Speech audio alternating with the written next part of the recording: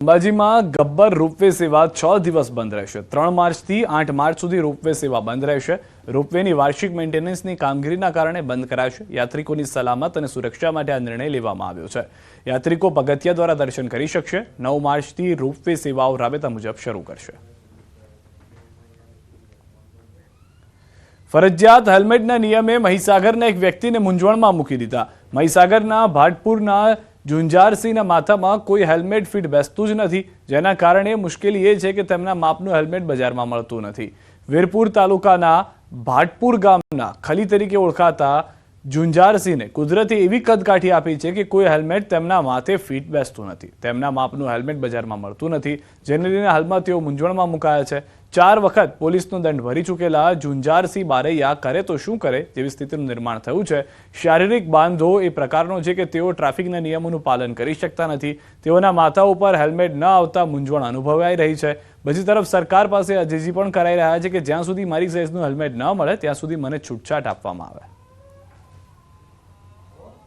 પણ મારા માટે અઘરું છે, કારણ કે માથા પર મારે હેલ્મેટ આવતું નથી, એટલે મેં હેલ્મેટ પહેરી શકતું નથી।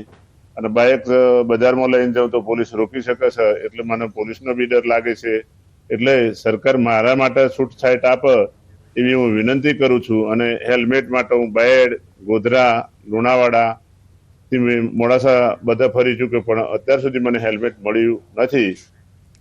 સાબરકાંઠા ખાતે વહાલી દીકરીઓના વિવાહ અંતર્ગત પ્રથમ નિઃશુલ્ક સમૂહ લગ્નોત્સવ 2025નું આયોજન કરાયું છે। લગ્ન પહેલા જ પત્રિકા મુજબ કન્યાદાનમાં આપવાની તમામ વસ્તુઓનું વિતરણ કરાયું। કન્યાદાનને લગતી તમામ ચીજવસ્તુઓ જિલ્લા સાંસદ સહિત અગ્રણીઓના હસ્તે આપવામાં આવી। તમામ પ્રકારની જીવન જરૂરિયાતની ચીજવસ્તુઓ અગાઉથી જ આપી દેવામાં આવી હતી।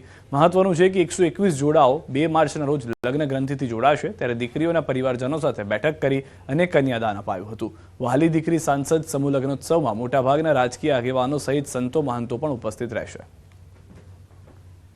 આ દીકરીઓને કે જે ગરીબ મા બાપની દીકરીઓ હોય, અથવા તો જેના માતા પિતા નથી, અથવા તો કોઈને પિતા નથી, કોઈને માતા નથી, વિધવા બહેનની દીકરીઓ પણ છે આમાં, તો એ દીકરીઓને સમૂહમાં એમનું લગ્નનું આયોજન કરીને પરણાવવાનું, એમનું કન્યાદાન કરવાનું સૌભાગ્ય મળે અને એનાથી સમાજમાં સમરસતા જળવાય।